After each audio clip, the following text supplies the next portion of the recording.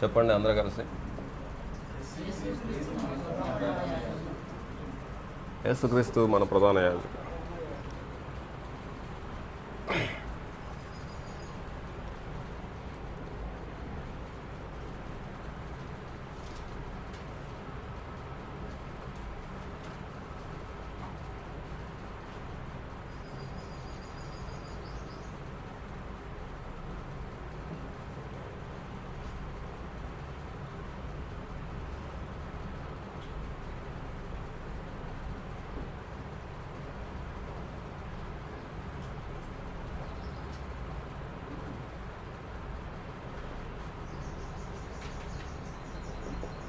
ఆదికాండం 14వ అధ్యాయము. ఆదికాండం 14వ అధ్యాయం 18వ వచనం.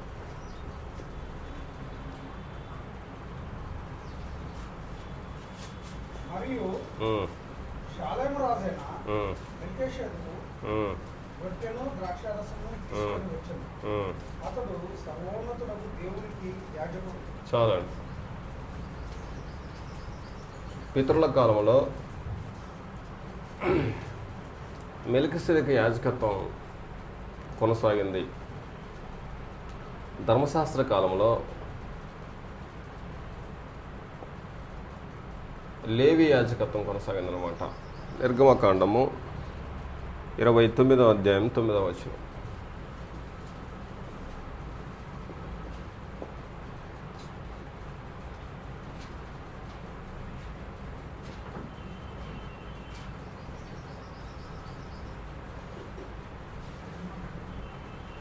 నిర్గమకాండం 29:9 అండి.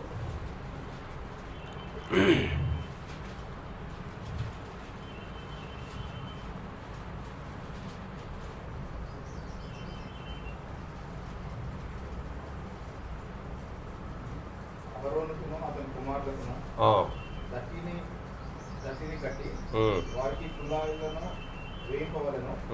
నిత్యమైన కట్టడం బట్టి యాజకత్వము వారికి అగును. అదిగోండి. అహరోనును అతని కుమారులు అలాగూ ప్రతిష్ఠింపవలెను. సరే.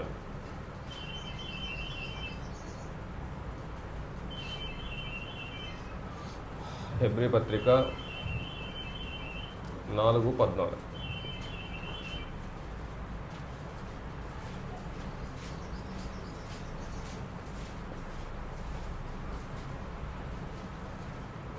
ఆకాశ మండలం నుండా వెళ్ళిన దేవుని కుమారుడైన యేసు అను గొప్ప ప్రధాన యాజకుడు మనకున్నాడు కనుక మనం ఒప్పుకున్న దాన్ని గట్టిగా చేపట్టుదాము.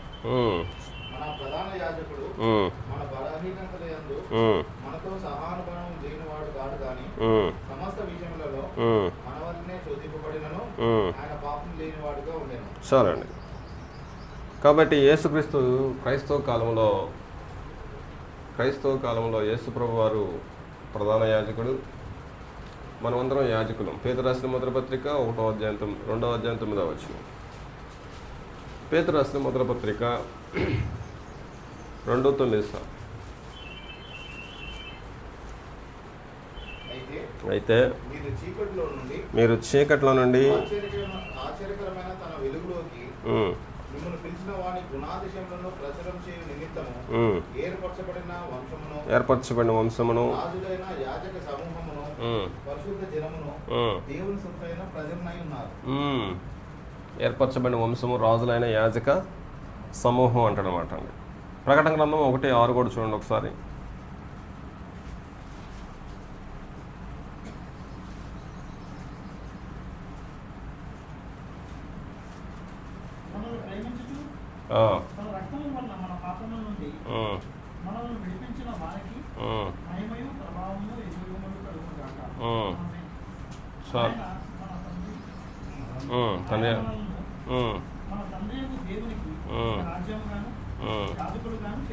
అదండి, రాజులుగాను యాజకులుగాను చేసిన అంటే ఈరోజు మనమే యాజకులు అన్నమాట.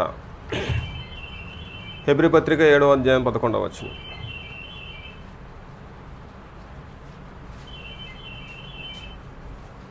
హెబ్రీ పత్రిక 7:11.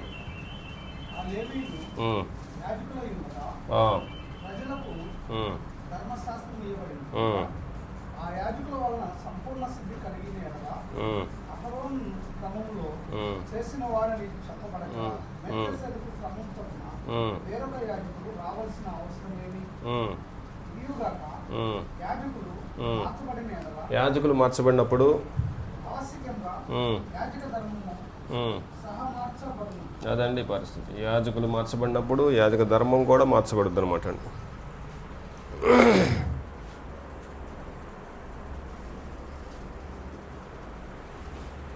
ధర్మశాస్త్ర కాలంలో ఎవరనమాట అండి యాజకులు? లేవీలు అనమాట. లేవీలు యాజకులుగా ఉన్నప్పుడు ఏముందనమాట అండి? అవునన్నా, లేవీలు యాజకులుగా ఉన్నప్పుడు యాజక ధర్మం ఏం జరిగేదనమాట అండి? యాజక ధర్మం ఏం చేస్తూ ఉండేవాళ్ళు? ధూపం వేసేవాళ్ళు, బలి అర్పించేవాళ్ళు, తర్వాత బూరలు ఊదేవాళ్ళు, వాయిద్యాలు వాయించేవాళ్ళు, తర్వాత పాటలు పాడేటోళ్ళు.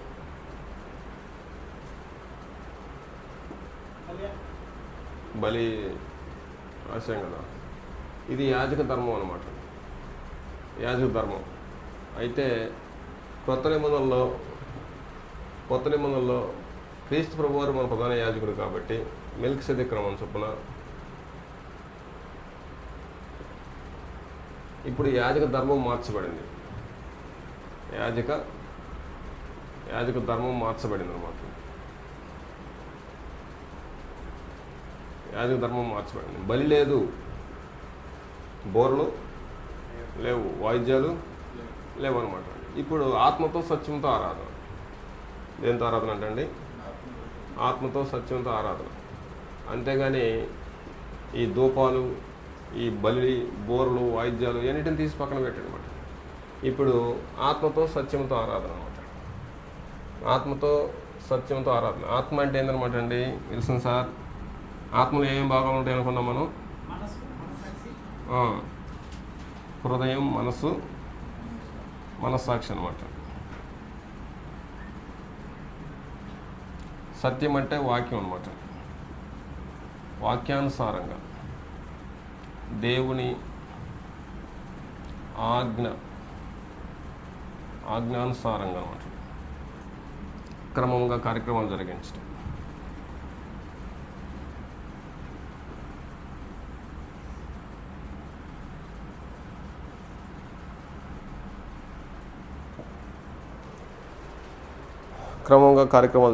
దినవృత్తాంతాల 2వ గ్రంథము 29వ అధ్యాయము 25 నుంచి చదవండి. దినవృత్తాంతాల 2వ గ్రంథం 29వ అధ్యాయం 25 నుంచి.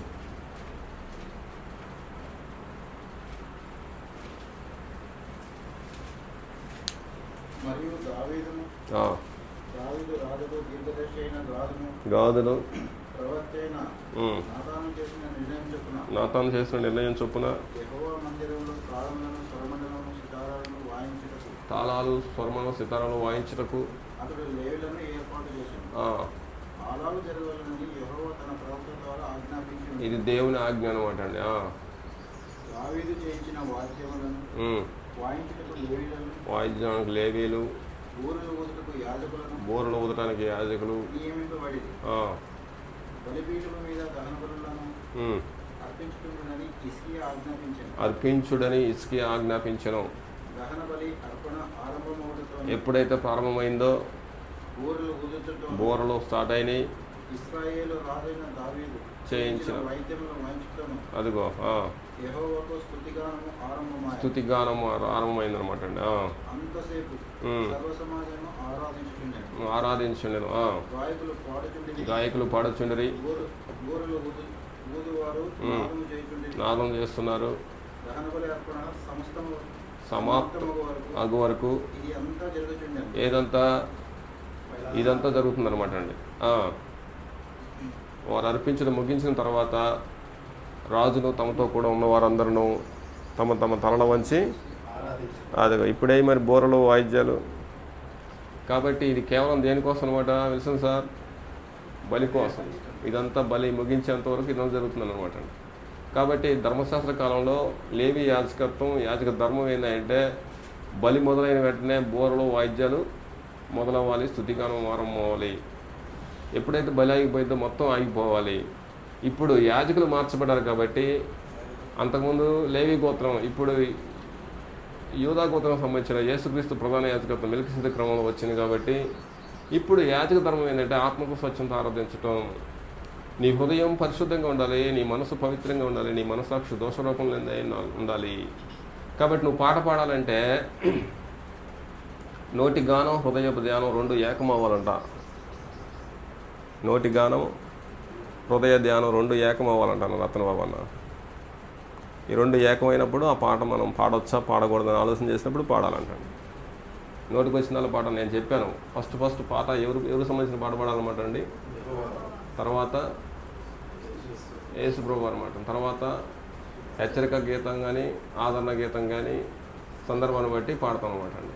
కాబట్టి నువ్వు ఎక్కడ పాట పాడినా సరే యెహోవా దేవునికి సంబంధించిన పాటే పాడాలి. ప్రకటన గ్రంథం 7వ అధ్యాయము 10వ వచనం చూడండి ఏం చెప్తాడు. ప్రకటన 7:10 సింహాసనాసీనుడైన మా దేవునికి గొర్రెపిల్లకును ఫస్ట్ యెహోవా దేవునికి తర్వాత గొర్రెపిల్లకు స్తోత్రం అని చెప్పాలి. కాబట్టి ఫస్ట్ పాట ఆరాధనలో విల్సన్ గారు మీరు వచ్చి పాట పాడండి అన్నంతో ఏమని పాట పాడాలి సార్ అప్పుడు?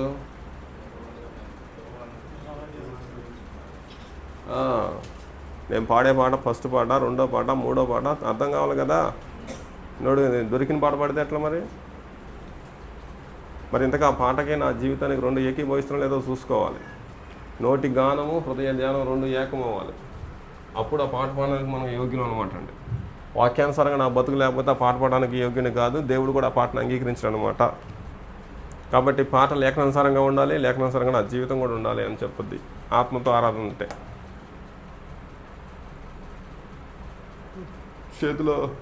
చేతిలో పాటల పుస్తకం ఉంది కాబట్టి నేను పాడతానంటే కుదరదు.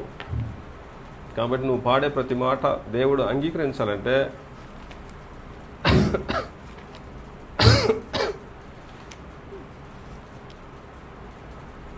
అలాగండి.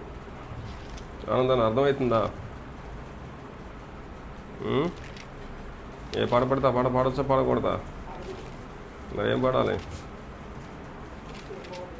ఇక్కడ నుంచి పాటలు పాడటం మానేస్తానంటవా?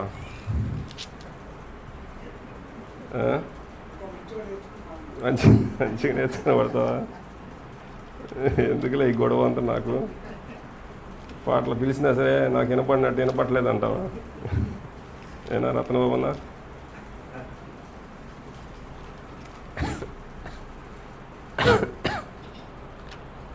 అదండి పరిస్థితి. కాబట్టి సత్యంతో అంటే వాక్యానుసారం అంటండి. వాక్యం ఏం చెప్తుంది ఇక్కడ? వాక్యం ఏం చెప్పిందంటే బోరులు బలులు వాయిద్యాలు ఇవన్నీ క్రమంగా జరిగించారు.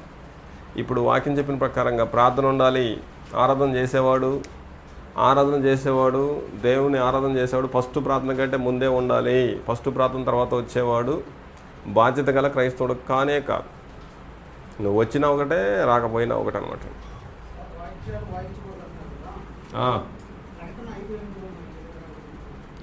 అక్కడ ఏమన్నాడు?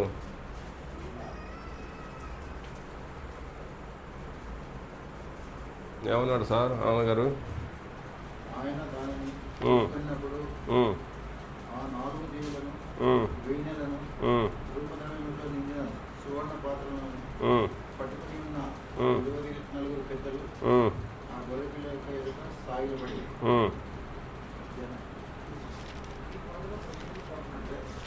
చదువు ఆ మాట నువ్వే చదువురాదు. ఏమైంది? ఎవరాళ్ళు? పరలోకం అనేది భౌతిక సంబంధమైందా ఆత్మ సంబంధమైందా? ఆత్మ సంబంధమైన దాంట్లో వేణులు, కంటికి కనపడే వేణులు, బోర్లు అని కనపడతాయి నీకు. ఇప్పుడు దేహాలే లేవు అక్కడ. ఆత్మ సంబంధమైన దేహాలు ఉంటాయి, మన మహిమ దేహాలు ఉంటాయి అక్కడ. 14వ అధ్యాయం 2వ వచనం చదువు.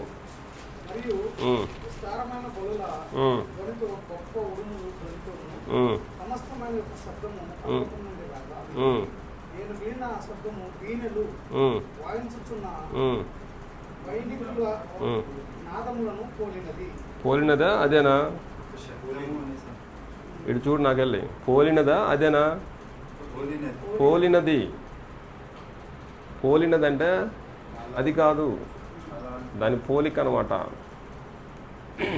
నీకు మాట అర్థమవుతుంది కదా, అది పరిస్థితి. అది కంటి కనబడే వాయిద్యం కాదు, అది ఆ శబ్దాన్ని పోలిన శబ్దం వస్తుంది అంతే. ఓకేనా? కాబట్టి పరలోకం అనేది భౌతిక సంబంధమైనది కాదు, ఆత్మ సంబంధమైనది. ఆత్మ సంబంధమైన పరలోకంలో భౌతిక సంబంధమైన వస్తువులు ఉండవు, నిర్జీవ వస్తువులతో దేవుడు ఆరాధించబడేవాడు. మరి ఇవన్నీ నిర్జీవ వస్తువులు అక్కడెందుకు ఉంటాయన్నా? అసలు ఈ దేహాలు ఏముండవు అని చెబుతుంటే ఆనందన్నా అన్నీ తెలుసా?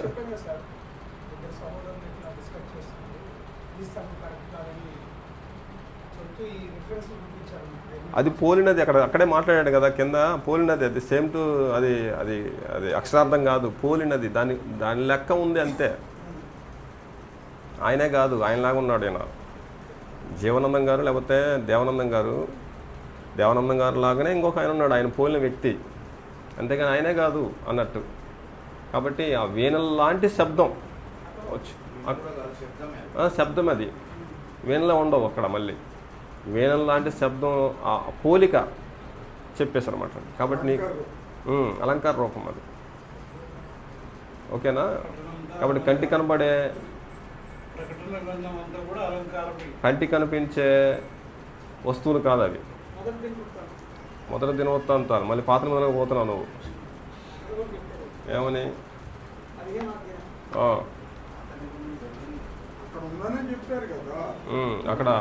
అక్కడ యెహోవా ఆజ్ఞాపించిన అన్నాడు కదా. దినవృత్తాంతాలు మొదటి గ్రంథము వద్దా? దేవానందం గారు చెప్తే నీ క్లారిటీ వద్దు, నేను చెప్తే రాదా?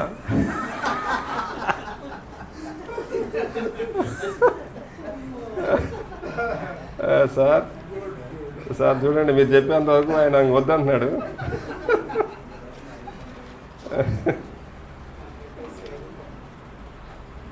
అవన్నీ ఏంటంటేనా, గాత్ర సంగీతం గురించి మాట్లాడాడు ఎఫెస్లో. గాత్ర సంగీతం వేరే, వాయిద్య సంగీతం వేరే.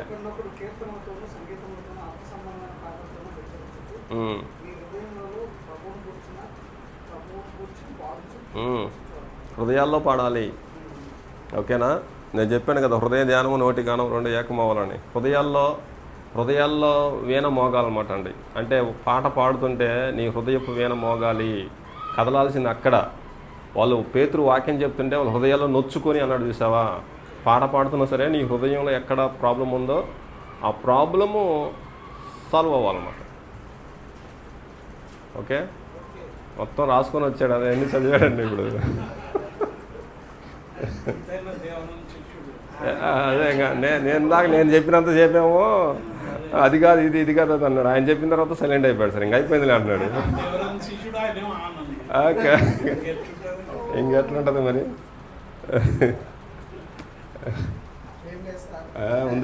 ఉందిలే. అంతేనా? కాబట్టి ప్రార్థన తర్వాత రావడం అనేది ఆరాధనలో దేవుని అవమానపరచడానికే వస్తున్నాం మనం. నువ్వు ఆరాధించడానికి కాదు వచ్చేది. పాటలు పాడేటప్పుడు, లేకపోతే వాక్యం చెప్పేటప్పుడు, లేకపోతే గబగబా వచ్చి కూర్చోవడం అనేది అస్సలు నువ్వు క్రైస్తవ లెక్కే కాదు. సమయానికంటే ముందు ఉండాలి, సిద్ధపడాలి. హృదయాన్ని మనసాక్షిని సిద్ధపరచుకొని ఆత్మతో సత్యంతో ఆరాధించడానికి నువ్వు సిద్ధపడిపోవాలన్నమాట.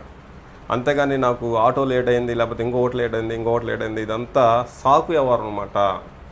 దేవుణ్ణి ఆరాధించేవారు ఆత్మతో సత్యంతో ఆరాధించాలి. క్రమం సాకే అదంతా, అది పరిస్థితి.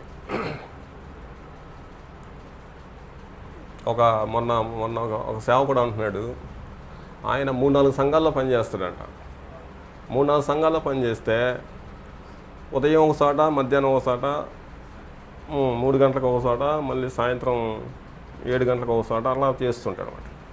ఆయన ఏమంటున్నాడంటే, నేను 3 చోట్ల 4 చోట్ల పనిచేసినా కూడా సార్ అసలు ఎక్కడ కూడా టయానికి నేను లేట్ అవ్వను సార్, నేనే ఫస్ట్ స్టార్ట్ చేస్తాను ప్రార్థన. ఇంకా ఎవరు వచ్చి కూర్చోకపోయినా 7 గంటలు ఉందనుకోండి, 7 గంటలకి ఒక్కరు రాకపోయినా సరే నేను ప్రార్థన స్టార్ట్ చేస్తానంట. 3 గంటలకి ఒక్కరు ప్రార్థన రాకపోయినా ప్రార్థన స్టార్ట్ చేస్తానంట. వచ్చేది రాని ఇంకో వాళ్ళ ఇష్టం సమయం అన్నం అంటే ఆ సమయానికి సాధ్యం. అదనమాట అండి. ఒక్కరు కూడా రాలేదే, ఇద్దరు వచ్చిన తర్వాత చూద్దాం, ఒక పూట పడదాం, ఆ వ్యవహారం లేదనమాట అండి. కాబట్టి టైం అంటే టైంకు అన్ని కార్యక్రమాలు జరగాలి. దేవుడు సంఘంలో నిర్ణయించిన తర్వాత పరలోకంలో నిర్ణయించినట్టే. రతన్ బాబా నా వింటున్నావా? ఇక్కడ భూమి మీద సంఘము పరలోకానికి ప్రతిబింబం అన్నమాట.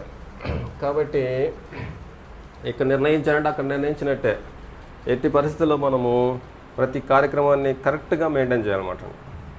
ఈరోజున్న పాఠం చెప్పండి. రెండో పాఠం, క్రీస్తు ప్రభు యాజకుడు అవడానికి సిద్ధపాటు కలిగి ఉన్నాడు అన్నమాట.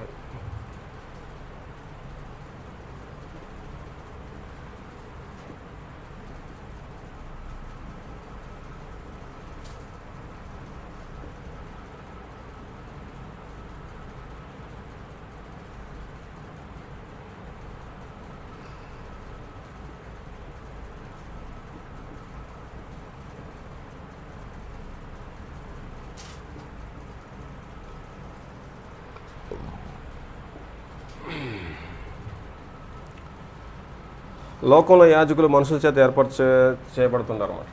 లోకంలో యాజకులు మనుషులచే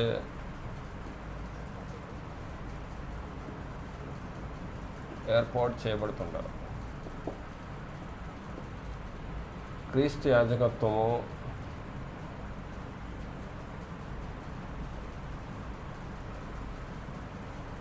దేవుడే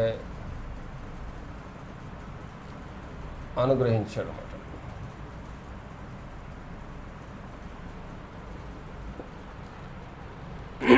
హెబ్రీ పత్రిక 5వ అధ్యాయం 4వ వచనం. హెబ్రీ పత్రిక 5వ అధ్యాయం 4వ వచనం. మరియు ఎవడను ఈ ఘనత తనకు తానే వహించుకున్నాడు గాని అహరోను పిలువబడినట్లుగా దేవుడి చేత పిలువబడిన వాడై అదుగు దేవునిచే పిలువబడిన వాడై ఈ ఘనత పొందును. యేసు ప్రభు వారు దేవునిచే ఏర్పాటు చేయబడ్డాడు అన్నమాట అండి. యాజకుడిగా ఏర్పాటు చేయబడ్డాడు. యాజకుడిగా దేవునిచే ఏర్పాటు చేయబడ్డాడు. ఈయన మనుషుల చేత ఏర్పాటు చేయబడిన వాడు కాదు. తర్వాత 4వ అధ్యాయం 15వ వచనం చూడండి. హెబ్రీ పత్రిక 4:15. మన ప్రధాన యాజకుడు మన బలహీనతలయందు మనతో సహానుభవం గలవాడు వాడు గాని సమస్త విషయములోను మన వలనే శోధించబడినను. ఆయన పాపము లేని వాడుగా ఉండెను. అదండి పరిస్థితి. మన వలనే శోధించబడ్డా కూడా ఆయన పాపం లేనివాడుగా ఉన్నాడు. హెబ్రీ పత్రిక 9వ అధ్యాయము 12వ వచనం.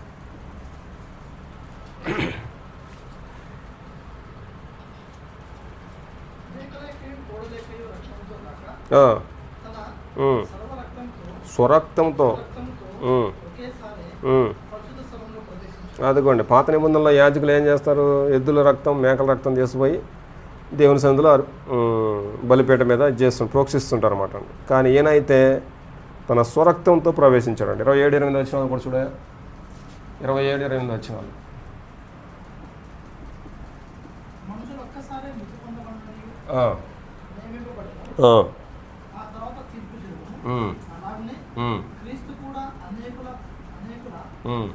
పాపములను భరించుటకు ఒక్కసారి అర్పింపబడి తన కొరకు కనిపెట్టుకుని వారికి రక్షణ నిమిత్తము పాపం లేకుండా రెండోసారి ప్రత్యక్షమవును. అదండి పరిస్థితి. కాబట్టి మనుషులందరి కొరకు అర్పించబడి తన స్వరక్తంతో పరలోకంలో ప్రవేశించాడు అనమాట దేవుని సన్నిధిలో. 8వ అధ్యాయము 1-2 వచనాలు హెబ్రీ పత్రిక.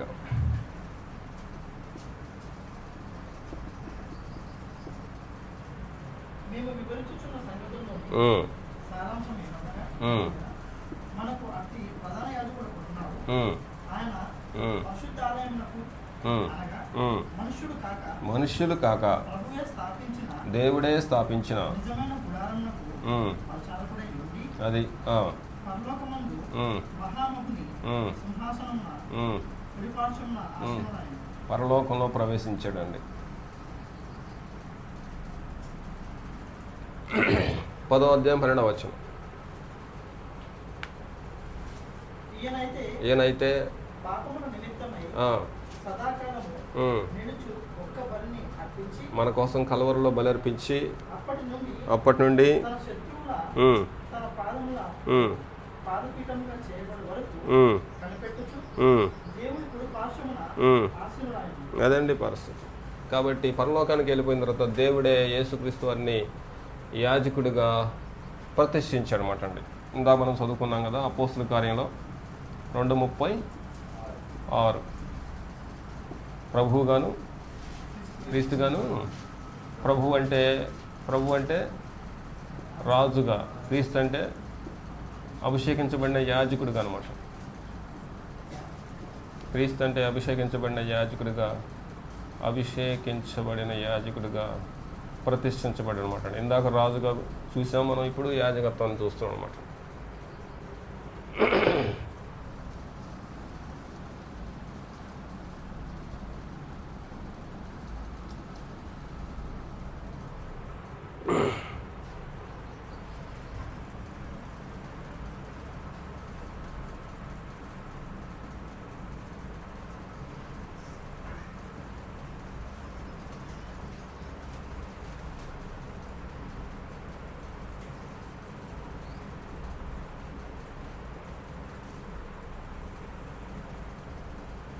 యేసువారు చేస్తున్న యాజకత్వంలో విశేషం ఏంటంటే, ఇందాక మనం చెప్పుకున్నట్టుగా హెబ్రీ పత్రిక 9:12లో అహరోను కానీ అహరోను కుమారులు కానీ జంతు రక్తం తీసుకుపోయేవాళ్ళు. ఈయన ఏ రక్తంతో ప్రవేశించాడంటే అండి, స్వరక్తంతో ప్రవేశించాడు పరలోకంలో.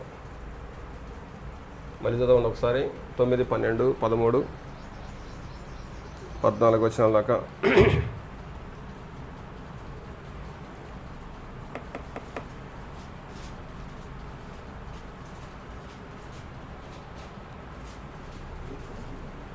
హెబ్రీ పత్రిక 9, 12 నుంచి 14 వరకు. మేకలెక్కయు 9, 12 రక్తంతో కాక తన స్వరక్తంతో తన స్వరక్తముతో ఒక్కసారి పరిశుద్ధ స్థలంలో ప్రవేశించెను. ఏలైనగా ఆ, మేకలెక్కయు ఎడ్లెక్కయు రక్తము ఉమ్, మైలపడిన వారి మీద ఉమ్, ఆవు దూడ బూడిద ఉమ్, చెవులయు ఉమ్, శరీర శుద్ధి కలుగునట్లు ఉమ్, వారు పరిశుద్ధపరచబడిన ఎడల ఉమ్, నిత్యులకు ఆత్మ ద్వారా ఉమ్, తను తాను దేవునికి నిర్దోషినిగా ఉమ్, అర్పించుకున్న క్రీస్తు యొక్క రక్తము ఉమ్. నిర్జీవ క్రియలను విడిచి జీవం గల దేవుని సేవించుటకై. మీ మనస్సాక్షిని ఎంతో ఎక్కువగా శుద్ధి చేయండి. అదండి. కాబట్టి యేసుక్రీస్తు స్వరక్తంతో ప్రవేశించాడు. ఇది మనస్సాక్షిని శుద్ధి చేసే కార్యక్రమం అన్నమాట అండి. అదేమో వాళ్ళకి మాటి మాటికి అర్పించాలి, ఇది ఒకేసారి అర్పించేసి సదాకాలం నిలిచిపోయి బలి అర్పించారన్నమాట. హెబ్రీ పత్రిక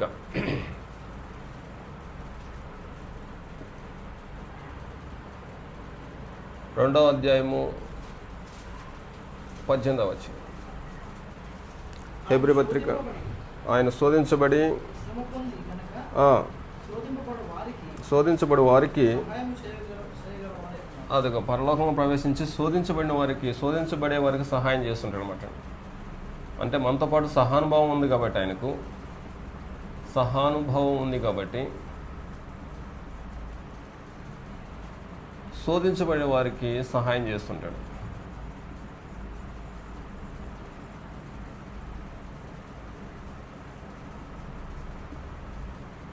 హెబ్రీ పత్రిక 7వ అధ్యాయము 25వ వచనం. ఈయన ఆ, తన ద్వారా ఆ, దేవుని యొద్దకు వచ్చు వారి పక్షమున విజ్ఞాపన చేయుటకు నిరంతరము జీవించుచున్నాడు. అదండి పరిస్థితి. అంటే మన పక్షాన విజ్ఞాపన కూడా చేస్తుంటాడు అనమాట. కనుక చాలండి. మన పక్షాన విజ్ఞాపన చేస్తుంటాడు అనమాట.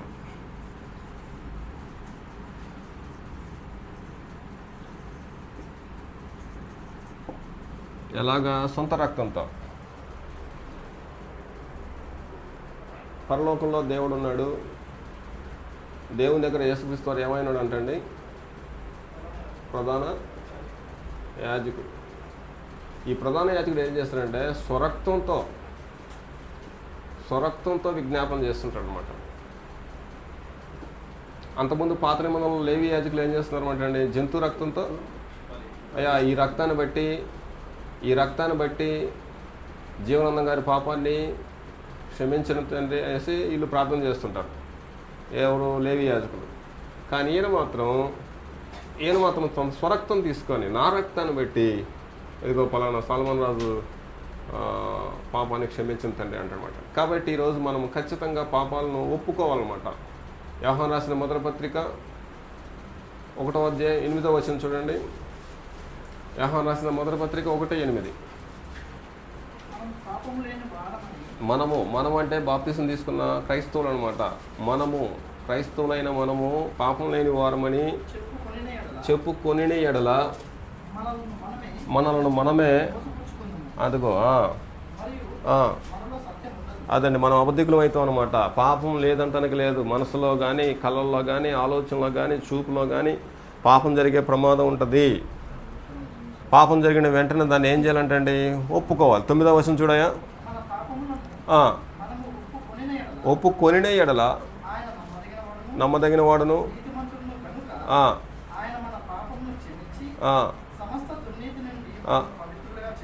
అదిగోండి.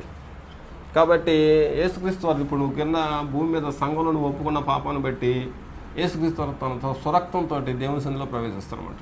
నా రక్తాన్ని బట్టి ఫలానా విల్సన్ గారిని క్షమించండి, రాజు గారిని క్షమించండి, ఫలానా వ్యక్తిని క్షమించండి అంటాడు. 2వ అధ్యాయం చూడండి. యోహాను రాసిన మొదటి పత్రిక 2వ అధ్యాయం 1-2 వచనాలు. నా చిన్న పిల్లలారా, చేయకుండుటకై ఈ సంగతులు మీకు రాస్తున్నాను. ఎవడైనను మీలో బాప్తిసం తీసుకున్న మీలో ఎవడైనా పాపము చేసిన ఎడల ఉత్తరవాది, అదిగో ఉత్తరవాది అంటే విజ్ఞాపనకర్త అనమాట. నువ్వు పాపం చేస్తే అలా నువ్వేం చేయాలన్నమాట? వెంటనే దాన్ని ఒప్పేసుకోవాలన్నమాట. బాబన్నా ఒప్పేసుకోవాలి. కప్పెట్టుకుంటే మళ్ళీ కుదరదు అనమాట. ఖచ్చితంగా ఉన్నతున్నట్టుగా ఒప్పేసుకోవాలి. ఒప్పేసుకుంటే ఎలాంటి పాపాలు చేసే అనుమతి ఉందన్నమాట మనకి ఇప్పుడు ఈరోజు. ఎలాంటి పాపాలు చేసే అనుమతి ఉంది మనకి ఈరోజు? బుద్ధిపూర్వకమైన పాపాలా, పొరపాటున చేసే పాపాలు అనమాట అండి? బుద్ధిపూర్వకమైన చేసే పాపాలు అనుమతి లేదు. పొరపాటున చేసే పాపాలు, తెలియక పొరపాటున చేసే పాపాలకు యేసుక్రీస్తు రక్తం ఉపయోగపడుతుంది మనకు ఈరోజు. అదండి పరిస్థితి. దీని గురించి యేసు వారు విజ్ఞాపన చేస్తుంటాడు. హెబ్రీ పత్రిక 8వ అధ్యాయము, హెబ్రీ పత్రిక 8వ అధ్యాయము 6వ వచనం. ఈయనైతే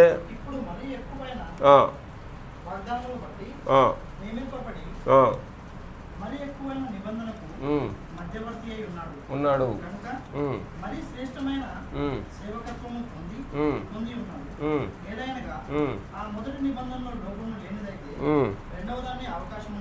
ఈయన దేవునికి మనకు మధ్యవర్తి అయినాడు అనమాట అండి. యాజకుడిగా మధ్యవర్తిత్వం చేస్తుంటాడు అనమాట. యాజకుడిగా మధ్యవర్తిత్వం చేస్తుంటాడు.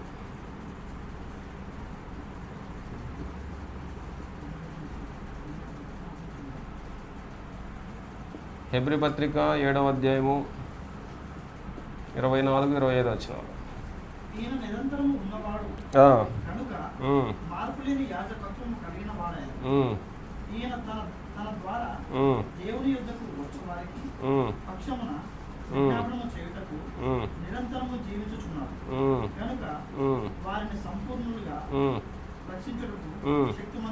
అదండి, సంపూర్ణంగా చేయడానికి యోగ్యుడైన అనమాట. పాత నిబంధనలు అయితే 15 రోజులకు ఒకసారి యాజకుడు మారుతూ ఉంటాడు అనమాట. కానీ ఇప్పుడైతే ఇలాగా సదాకాలం నిలిచిపోయి ఒకే యాజకుడు అనమాట. కాబట్టి ఈరోజు వాక్యం మీద చెప్పండి అన్న. రతన్ బాబున ప్రధాన యాజకుడు. పితల కాలంలో ఉన్న యాజకత్వం ఏందనమాట అండి? మెల్కిసెదెకు క్రమంలో వచ్చిన యాజకత్వం. ధర్మశాస్త్ర కాలంలో లేవి యాజకత్వం. క్రైస్తవ కాలంలో క్రీస్తే మన ప్రధాన యాజకుడు అనమాట అండి. క్రీస్తే మన ప్రధాన యాజకుడు. మనమందరం కూడా యాజకులం.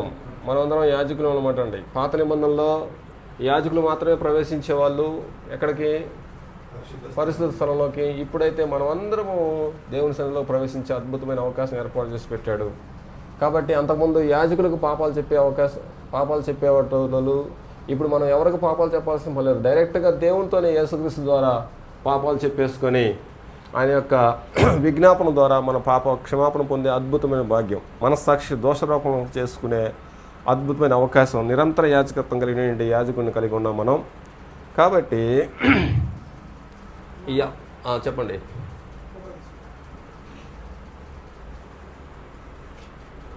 పూర్తిగా అవునేయండి సార్ ఆనంద్ గారు.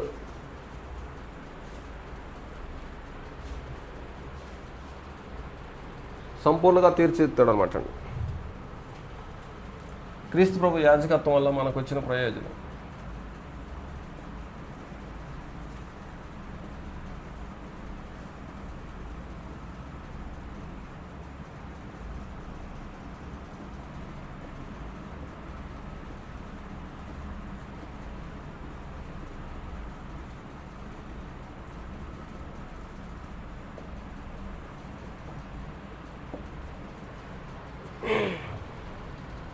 హెబ్రీ పత్రిక 4వ అధ్యాయం 16వ వచనం. కనుక మనము కనికరింపబడి సమయోచితమైన సహాయం కొరకు కృప పొందినట్లు ధైర్యంతో కృప సహనము ఉపాసనం. హెబ్రీ పత్రిక 4:16 కృపాసనం సన్నిధికి, దేవుని సన్నిధికి ప్రవేశించే అవకాశం. కృపాసనం అంటే కృపాసనం దేవుని సన్నిధిలో డైరెక్ట్గా మనం చెప్పుకున్నాం కదా, దేవుని సన్నిధిలో డైరెక్ట్గా ప్రవేశించే అద్భుత అవకాశం ఇచ్చారన్నమాట.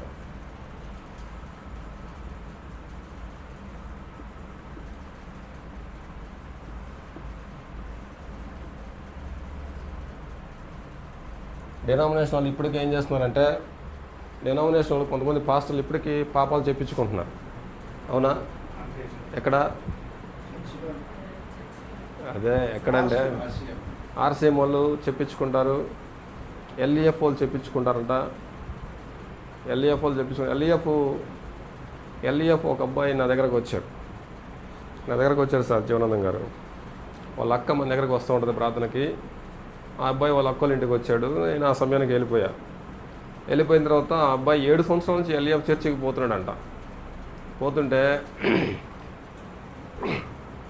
ఆ రోజు నేను డిస్కషన్ చేసిన తర్వాత ఆ అబ్బాయి ఆలోచన చేశాడు, వెళ్ళిపోయిన తర్వాత మళ్ళీ 1 నెలకో 2 నెలకో వచ్చాడు. వచ్చిన తర్వాత మళ్ళీ డిస్కషన్ చేసాం. ఈ విధంగా డిస్కషన్ చేసిన తర్వాత ఇంకా అబ్బాయికి వాస్తవం ఏదో అర్థమవుతూ ఉంది. మళ్ళీ పాఠాలన్నీ విన్నాడు. పాఠాలన్నీ విన్న తర్వాత బాప్తిస్తానికి లేట్ చేస్తున్నాడు. పాఠాలన్నీ విన్నాడు. సంఘం ఏంటంటే క్రీస్తు సంఘం అంటాడు. మనం అడిగిన ప్రతి ప్రశ్నకు కరెక్ట్గా బైబిల్ ప్రకారంగా ఆన్సర్లు చెబుతూ ఉన్నాడు. మొత్తం అర్థమైపోయింది అబ్బాయి. అర్థమైంది కానీ ఆదివారం పూట మాత్రం ఆడికే పోతున్నాడు. మిగతా రోజుల్లో మన దగ్గరకు వస్తున్నాడు అనమాట. మీరు సత్యమంతా అర్థమైంది కదా, మీరు ఎందుకు లేట్ చేస్తున్నారు అన్నా నేను. మీరు ఎందుకు లేట్ చేస్తున్నారు, మీరు ఎందుకు బాప్తిసం తీసుకోవట్లేదు అన్నాను అనమాట అండి. సార్ నాదొక ప్రాబ్లం ఉంది సార్ అన్నమాట. ఏం ప్రాబ్లం ఉంది? నా పాపాలన్నీ కూడా వాడికి చెప్పేశాను సార్ అన్నాడు. 7 సంవత్సరాల నుంచి నేను చేసిన పాపాలన్నీ ఆయనకి చెప్పేశాను సార్. అంటే మా సంఘంలో కూర్చొని పాస్టర్ గారి దగ్గర పాపాలన్నీ చెప్పాలి, అప్పుడు మా జుట్టంతా ఆయన చేతిలో ఉంటుంది. ఆ అబ్బాయి చెప్పాడు, నాకు తెలియదు వాస్తవానికి. అదనమాట పరిస్థితి. ఇలా కొన్ని సంఘాలలో చేస్తున్నారు అన్నమాట. ఒక అమ్మాయిని చెప్పాను మొన్న, ఈ మధ్యన మీకు నేను. ఒక అమ్మాయి నా దగ్గరకు వచ్చింది, అన్నయ్య నాకు ఇంకా రక్షణ వచ్చింది అన్నయ్య అనుకుంటుంది. ఎట్టొచ్చింది ఏందమ్మా అంటే, నేను 3 రోజులు పాపాలు ఒప్పేసుకున్నాను అయ్యగారి దగ్గర, నా పాపాలు క్షమించబడి అంట అయ్యగారు చెప్పేశాడు. ఏంటంట చెప్పేశాడు అన్న. 3 రోజులు పాపాలు చెప్పేసిందంట అండి. అంటే నీకు గుర్తున్న పాపాలన్నీ చెప్పున్నాడంట. సుప్రియ దేవునికి ఉంది, యేసు వరకు ఉంది. మరి వీళ్ళకి ఎవరికి చెప్పడానికి, వీళ్ళకి ఎందుకు చెప్పాలి మనం అసలు? కాబట్టి దేవుడు డైరెక్ట్గా మనమందరం ఎవరు ఏ పాపం చేసినా సరే డైరెక్ట్గా ఆయన సన్నిధికి పోయే అవకాశం ఉందన్నమాట. కృపాసనం దగ్గరకు పోయి దేవుని సన్నిధిలో కన్నీరు కార్చి ప్రార్థన చేసుకునే అద్భుతమైన అవకాశం ఏ పాస్టర్కి ఏ సేవకుడికి మనం చెప్పాల్సిన పని లేదు. అందుకే ఇందాక ఏమన్నాడు యోహాను రాసిన మొదటి పత్రిక 1:8 ఆనందన్న, మనం పాపం లేదని చెప్పుకునే వారం వెళ్ళా మనమే మోసపుచ్చు కొన్ని వారం అయినాం. మన పాపం ఒప్పుకునే వెళ్ళా ఆయన కుమారుడైన యేసు రక్తం ప్రతి పాపం నుండి పవిత్రులుగా. కాబట్టి డైరెక్ట్గా నువ్వు దేవుని సన్నిధిలో అడ్డు తెర తొలగించేసారు. కాబట్టి మనం డైరెక్ట్గా దేవుని సన్నిధిలో ప్రవేశించి దేవుని సన్నిధిలో గోజాడే అద్భుతమైన భాగ్యాన్ని కల్పించాడు యేసు ప్రభువు వారి యొక్క యాజకత్వం ద్వారా కలిగిన మొట్టమొదటి ప్రయోజనం. రెండవదిగా హెబ్రీ పత్రిక 6వ అధ్యాయం 19వ వచనం చూడండి. హెబ్రీ పత్రిక 6వ అధ్యాయము ఈ నిరీక్షణ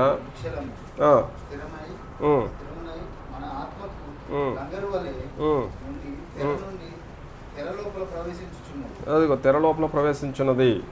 యేసుక్రీస్తు వారి యాజకత్వం వలన మనకు వచ్చే అద్భుతమైన అవకాశం ఏంటంటే ఖచ్చితంగా నాకంటూ ఒక స్వాస్థ్యం ఉందనే నిరీక్షణ కలుగుతుందంటండి. 6వ అధ్యాయము 19వ వచనం.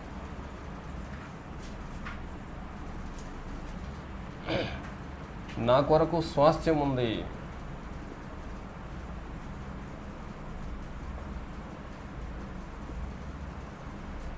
అనే నిరీక్షణ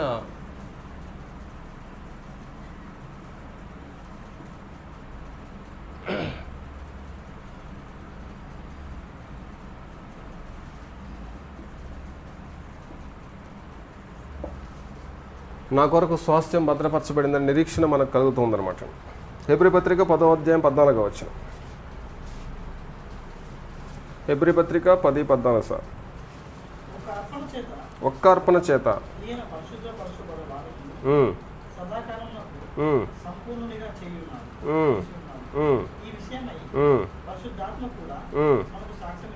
ఇలా చెప్తున్నాడు ఏమని, ఇదే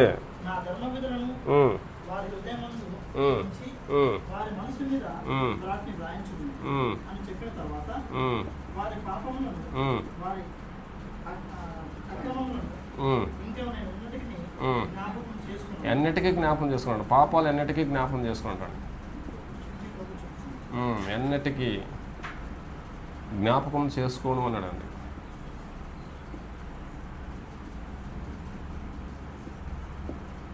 అదండి పరిస్థితి. యేసు ప్రభువు వారి యొక్క యాజకత్వంలో మనకు వచ్చిన ప్రయోజనం ఏంటంటే దేవుని సన్నిధిలో ప్రవేశించే అద్భుతమైన అవకాశం వచ్చింది. తర్వాత స్వాస్థ్యాన్ని గురించిన నిరీక్షణ కలిగించాడు మనకి. తర్వాత పాపాలు ఎన్నిటికీ జ్ఞాపం చేసుకునే అభయం ఇచ్చాడు అనమాట. ఎన్నిటికీ జ్ఞాపం చేసుకోవడం అంటాడు. ఎన్నిటికీ జ్ఞాపం చేసుకోవడం, జ్ఞాపం చేసుకోవడం వేరే, మర్చిపోవడం వేరే అనమాట. రెండు వేరే వేరే. మరలా నాకెళ్ళి చూడండి రాజేష్ గారు, దేవుడు ఇశ్రాయేలు ప్రజలు ఐగుప్తు నుంచి కనాను దేశానికి ప్రయాణం చేస్తున్నప్పుడు అమాలేకులు వాళ్ళని హింసపెట్టారు. అమాలేకులు వాళ్ళని హింసపెట్టినప్పుడు మళ్ళీ జ్ఞాపం చేసుకున్నాడా? చేసుకోలేదండి. ఎన్ని సంవత్సరాల తర్వాత జ్ఞాపం చేసుకున్నాడు అనమాట? 400 సంవత్సరాల తర్వాత. 400 సంవత్సరాల తర్వాత మళ్ళీ అమాలేకులు చేసింది నాకు జ్ఞాపకమే అన్నాడండి. నా ప్రజలకు అమాలేకులు చేసింది నాకు జ్ఞాపకమే సౌలా, కాబట్టి నువ్వు వెళ్ళి ఏం చేస్తావంటే అమాలేకుని కాబట్టి జ్ఞాపకం చేసుకునే అర్థం ఏంటంటే మర్చిపోతానని కాదు. యేసుక్రీస్తుని బట్టి యేసుక్రీస్తు రక్తాన్ని బట్టి నీ పాపాలు జ్ఞాపకం చేసుకోడు. మళ్ళీ బాప్తిసం తీసుకున్న తర్వాత బుద్ధిపూర్వకంగా పాపం చేస్తే చిట్టా మొత్తం ఓపెన్ చేస్తాడు. కాబట్టి జ్ఞాపకం చేసుకుని అంటే అర్థమైంది అనమాట. నా మాట అర్థం కాలేదు మీకు? ఏమర్థమైంది? మర్చిపోడు. ఒక్కడ కూడా మర్చిపోయే అవకాశమే లేదు. నువ్వు చిన్నప్పటి నుంచి చేసిన పాపాలన్నీ మళ్ళీ నీ నెత్తి మీద కుమ్మరిస్తాడంట అసుప్రియ. అది జ్ఞాపకం చేస్తాడు. అంటే బాప్తిసం తీసుకున్న తర్వాత బుద్ధిపూర్వకంగా పాపం చేసుకునే హక్కు మనకు లేదు. ఎలాంటి పాపం చేసే అవకాశం ఉందన్నమాట అండి? పొరపాటును పాపం చేసే అవకాశం ఉంది. తొందరపడి నోరు జారాడు, తొందరపడి చూపు ద్వారా పాపం జరిగింది, ఆలోచన ద్వారా పాపం జరిగింది. వాటికి క్షమాపణ ఉంది. కానీ బుద్ధిపూర్వకంగా పాపం చేస్తే హెబ్రీ పత్రిక 10:26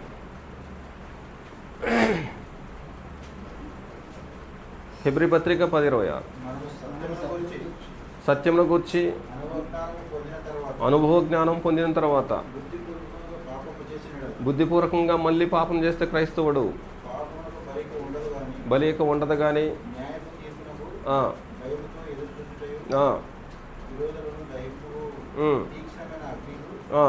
ఇంకా ఉండదు. మళ్ళీ జ్ఞాపం చేసుకుంటాడు నీ పాపాలన్నీ మాట. కాబట్టి నాగడ మీద చేయబెట్టి వెనుక తిరిగి చూసేవాడు నా రాజ్యానికి. కాబట్టి కొంతకాలం కొనసాగి సూర్యమన మళ్ళీ పందిలాగా కుక్కలాగా వెనక్కి వస్తే మాత్రం మళ్ళీ నీ పాపాలన్నీ నీ నెత్తి మీదకి వస్తాయి. ఒక్కట కూడా పోయే అవకాశం లేదు చిన్నప్పటి నుంచి చేసిన పాపాలన్నీ. కాబట్టి జ్ఞాపం చేసుకున్నాడంటే అదనమాట అండి అర్థం. మర్చిపోడు, ఆయన జ్ఞాపం చేసుకుంటాడు. దేవుడు మర్చిపోయే అవకాశం లేదు ఎవ్వరి పాపాలు. హెబ్రీ పత్రిక 10:22.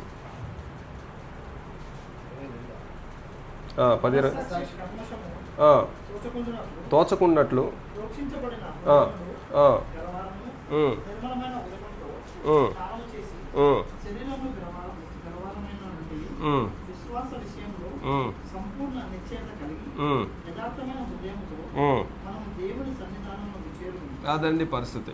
మనస్సాక్షి దోషరూపం లేకుండా, మనస్సాక్షికి దోషరూపం లేకుండా యథార్థమైన హృదయంతో అనమాట, యథార్థమైన హృదయంతో దేవుని సన్నిధిలో ప్రవేశించే అద్భుతమైన భాగ్యం. దేనివల్ల అంటే యేసుక్రీస్తు రక్తం వలన, యేసుప్రభువారి యొక్క యాజకత్వం వల్ల మనకు దొరికిన అద్భుతమైన అవకాశం అనమాట అండి. ఎందుకంటే యేసు రక్తం మనస్సాక్షి దోషరూపం నుంచి మనం పవిత్రులుగా చేస్తుందన్నాడు 9వ అధ్యాయం 14వ వచనంలో. కాబట్టి ఈ యొక్క హ్యాబిట్ వాళ్ళకి లేదనమాట అండి. ఎవరికి? పాత నిబంధన భక్తులకు. పాత నిబంధన భక్తులు ఏం చేస్తారు సార్ రాజేష్ గారు? గొర్రె అర్పిస్తారు. గొర్రె అర్పించినా సరే మనస్సాక్షి దోషరూపం వాళ్ళకి ఉంటానే ఉందన్నమాట. పాపం చేశారు వాళ్ళు, అహరోను పాపం చేశాడు, గొర్రె అర్పించాడు, మనస్సాక్షి దోషరూపం ఉంటుంది. లేకపోతే మోషే పాపం చేశాడు, గొర్రెపిల్ల అర్పించాడు, మనస్సాక్షి దోషరూపం ఉంటుంది. కానీ ఇక్కడ దోషరూపం ఉంటుంది అట్ట. మనస్సాక్షి దోషరూపం లేని అద్భుతమైన అవకాశం, యథార్థ హృదయం కలిగి దేవుని సన్నిధిలో ప్రవేశించే అద్భుతమైన అవకాశం. దేని ద్వారా అంటే యేసుక్రీస్తు రక్తాన్ని బట్టి, యేసుప్రభువారి యొక్క యాజకత్వాన్ని బట్టి దేవుడు మనకు ప్రసాదించే అద్భుతమైన అవకాశం అన్నమాట. అది యేసుప్రభువారి యొక్క యాజకత్వంలో మనకు కలిగే ప్రయోజనం. చెప్పండి, ఈరోజు ఉన్న పాఠం మీరు చెప్పండి. కాబట్టి లోకంలో రకరకాల యాజకత్వాలు ఉన్నాయి. పాత నిబంధనలో మెల్కీసెదెకు యాజకత్వం ఉంది, ధర్మశాస్త్ర కాలంలో లేవీల యాజకత్వం ఉంది. ఇప్పుడైతే నాశనం లేని నియమం ప్రకారంగా యేసుక్రీస్తే మన ప్రధాన యాజకుడిగా కొనసాగుతున్నాడు. మనమందరం కూడా యాజకులు అనమాట అండి. స్త్రీలు యాజకులే, పురుషులు కూడా యాజకులు అనమాట అండి. యాజకులను కాబట్టి మనం యాజకత్వం చేస్తామంటే కుదరదు అనమాట అండి. యాజకులు అంటే నీ వరకు నీవు విజ్ఞాపన చేసుకోవచ్చు దేవునికి, నీ కుటుంబాన్ని బట్టి విజ్ఞాపన చేసుకోవచ్చు. అంతేగాని సంఘంలో పెత్తనం చేస్తానంటే కుదరదు అనమాట అండి. సంఘం నియమించిన విధంగా సంఘం అందరూ కలిసి పురుషులు మాత్రం ఏర్పాటు చేయాలన్నమాట అండి. తిమోతి మొదటి పత్రిక 2వ అధ్యాయము, తిమోతి మొదటి పత్రిక 2వ అధ్యాయము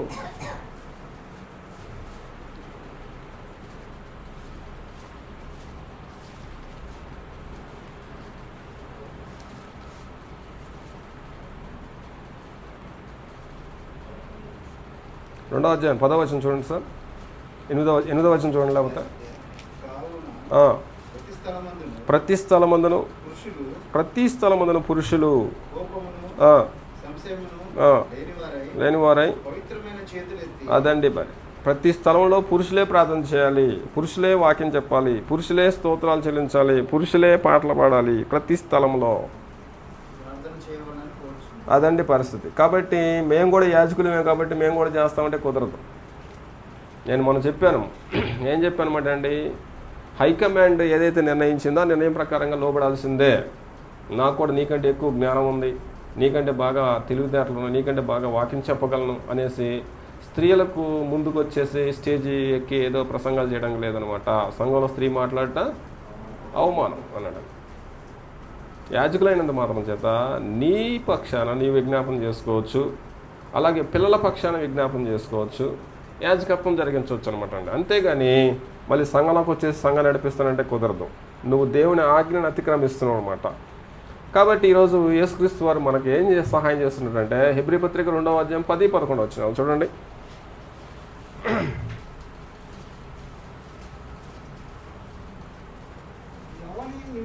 ఎవరి నిమిత్తము? సమస్తమును ఉన్నవో, ఆ, ఎవరి వలన సమస్తమును కలుగుచున్నవో, ఆ, ఆయన అనేకులైన కుమారులను ఉమ్, మహిమకు తెచ్చుచుండగా ఉమ్, వారి రక్షణకర్తను ఉమ్, శ్రమల ద్వారా ఉమ్, సంపూర్ణుడిగా చేయట ఆయనకు తగును. ఉమ్. పరిశుద్ధపరచు వారికి పరిశుద్ధపరచు వారికి పరిశుద్ధపరచబడు వారికి ఆ, అందరికీ ఒకటే ఆ, మూలము. ఆ, ఈ హేతువు చెప్పును ఉమ్, వారిని సహోదరులని పిలుచుటకు ఉమ్, ఆయన సిగ్గుపడక ఉమ్, నీ నామమును ఉమ్. నా సహోదరులకు ఉమ్. ప్రచురపడుతును. అదిగోండి, నీ నామాన్ని తండ్రి, నీ నామాన్ని నా సహోదరులకు ప్రచురపరుతును. సమాజం మధ్య, సంఘం మధ్య. గానము చేస్తున్నాను. అదండి పరిస్థితి. ఆరాధనలో సంఘంతో కలిసి తండ్రి అయిన దేవుని కీర్తనతో గానం చేస్తాడు, ప్రార్థిస్తాడు, ఆరాధన చేస్తుంటాడు.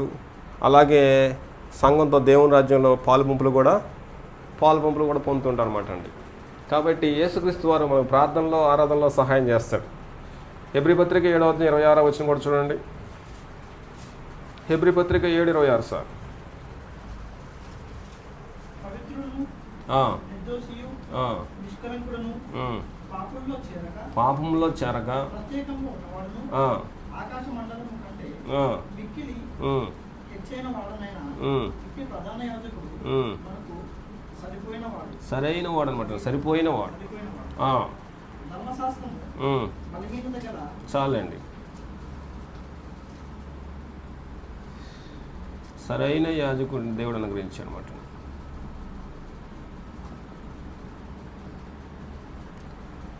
అది పరిస్థితి. యేసుక్రీస్తు మన ప్రధాన యాజకుడు. జయించి పరలోకానికి వెళ్ళిపోయినటువంటి ఆయన్ను యెహోవా దేవుడు ఏం చేశాడంటే ప్రభువుగా, క్రీస్తుగా నియమించాడు. ప్రభు అంటే రాజుగా, క్రీస్తు అంటే యాజకుడిగా, అభిషేకం చేయబడిన యాజకుడిగా నియమించాడు. కాబట్టి ఇప్పుడు మన ప్రధాన యాజకుడిగా యేసుక్రీస్తు వారిని నియమించాడు.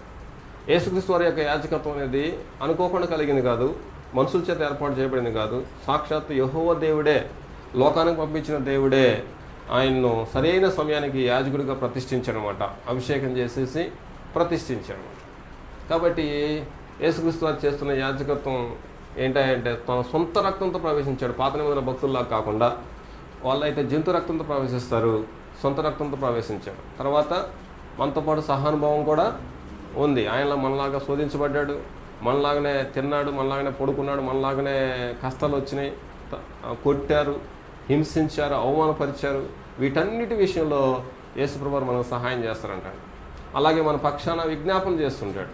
అలాగే యాజకుడిగా మధ్యవర్తిత్వం చేస్తుంటాడు అనమాట అండి. నిరంతరం యాజకుడిగా ఉన్నాడు. కాబట్టి మనం ఖచ్చితంగా ఏం చేస్తారంటే ఆయన సంపూర్ణంగా చేస్తారన్నమాట అండి. కాబట్టి యేసుక్రీస్తు వారి యొక్క యాజకత్వంలో మనకు వచ్చిన ప్రయోజనం ఏంటంటే, మనం అందరం కూడా అంతకుముందు అయితే తెర ఉండేది, తెర బయట మనుషులు ఉండేవాళ్ళు, లోపలకు మాత్రం యాజకుడు ప్రవేశించాడు. ఇప్పుడైతే ఆ తెర తీసేశాడు. కాబట్టి యేసుక్రీస్తు రక్తాన్ని బట్టి మనం ఎక్కడ ప్రవేశిస్తామన్నమాట అండి, దేవుని సన్నిధిలో ప్రవేశించే అద్భుతమైన అవకాశం కల్పించాడు అనమాట. అలాగే రెండవదిగా మనకు ఖచ్చితంగా పరలోక స్వాస్థ్యం ఉన్న నిరీక్షణ కలిగించాడు. ఆ తర్వాత మనం మన పాపాలను మన ఎన్నటికీ జ్ఞాపకం చేసుకోవడం. ఏ పాపాలు జ్ఞాపకం చేసుకోవడం అండి, పొరపాటుగా చేసిన పాపాలు ఒప్పేసుకుంటే మనం పాపాలు జ్ఞాపకం చేసుకునే అవకాశం లేదు. బాప్తిసం తీసుకున్నప్పటి నుంచి బుద్ధిపూర్వకమైన పాపాలు చేసే అనుమతి లేదు, పొరపాటుగా చేస్తుంటాం. వాటిని గురించి వెంటనే మనము గొర్రెలాగా రిపెంట్ అవ్వాలి. అప్పుడు మాత్రమే మన పాపాలు జ్ఞాపకం చేసుకోడు. బుద్ధిపూర్వకంగా చేస్తే పందిలాగా, కుక్కలాగా మళ్ళీ మన పాపాలను మనం నెత్తి మీద వేసే ప్రమాదం ఉంటుంది అనమాట. కాబట్టి మన మనస్సాక్షిని శుద్ధి చేస్తాడు. యథార్థ హృదయులుగా దేవుని సన్నిధిలో ఆరాధించే భాగ్యాన్ని కల్పిస్తాడు. అలాగే ఆరాధనలో, ప్రార్థనలో, పాటల్లో మనకు సహాయం చేసి మనతో పాటు దేవుని ఆరాధిస్తాడు. అలాగే సదాకాలం సరైన యాజకత్వం. కాబట్టి ఈయన యాజకత్వంలోనే మనం నమ్మకంగా జీవిస్తే కరెక్ట్గా పరలోక రాజ్యానికి పోవచ్చు. ఈ యాజకత్వాన్ని కూడా వినియోగించుకోలేకపోతే ఇంక నువ్వు బాగుపడే అవకాశమే లేదనమాట, బాగుపడే అవకాశమే లేదు. కాబట్టి ఇంతకీ నా మీద యేసుక్రీస్తు వారి యొక్క యాజకత్వం కొనసాగుతుందా, ఉందా లేదా? ఉండాలంటే క్రీస్తు సంఘంలోనే బాప్తిసం తీసుకొని ఉండాలి. యేసుప్రభు వారి యొక్క అధికారంలో కొనసాగాలి, పరిశుద్ధాత్మ యొక్క నడిపింపులో కొనసాగాలి. క్రీస్తు సంఘంలో బాప్తిసం తీసుకోకుండా ఎక్కడో బాప్తిసం తీసుకుని వచ్చి నేను క్రీస్తు సంఘ సభ్యురాలంటే కుదరదు అనమాట. హృదయంలో యేసుక్రీస్తు వారి యొక్క పరిపాలనకు అవకాశం ఇవ్వాలన్నమాట అండి. సొంత పరిపాలన ఉండకూడదు, సొంత పెత్తనము, సొంత అధికారం కొనసాగకూడదు. స్త్రీలకైనా, పురుషులకైనా, మరి ఎవరికైనా అలాగనమాట అండి. కాబట్టి నీ రాజు ఎవరు అనమాట అండి? ఇప్పుడు యేసుక్రీస్తు. నీ యాజకుడు ఎవరు అనమాట అండి? కాబట్టి ఆయన యొక్క యాజకత్వంలోనే, నడిపింపులోనే కొనసాగాలి. మన హృదయము, మన జీవితం, మన చూపు, మన ఆలోచన టోటల్గా మన శరీరం అంతా కూడా సజీవంగా దేవునికి సమర్పించాలి. ఆయనకి అర్థంలో లేదనుకోండి తీసుకుపోయి ఆయనే మెడబెట్టుకొని బయటకు గెట్టేస్తారంట. మన అర్థమవుతుందా? అది పరిస్థితి.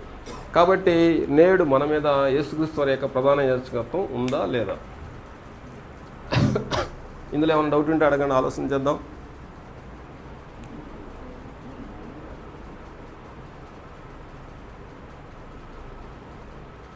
ఏం సార్ విల్సన్ సార్ గారు?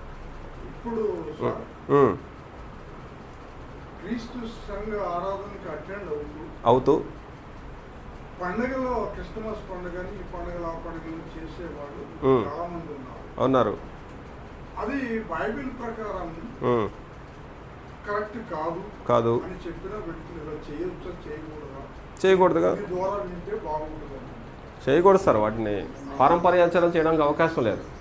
నేను చూసే మత్తయి సువార్త 15వ అధ్యాయం 6వ వచనంలో 17వ వచనం చూడండి.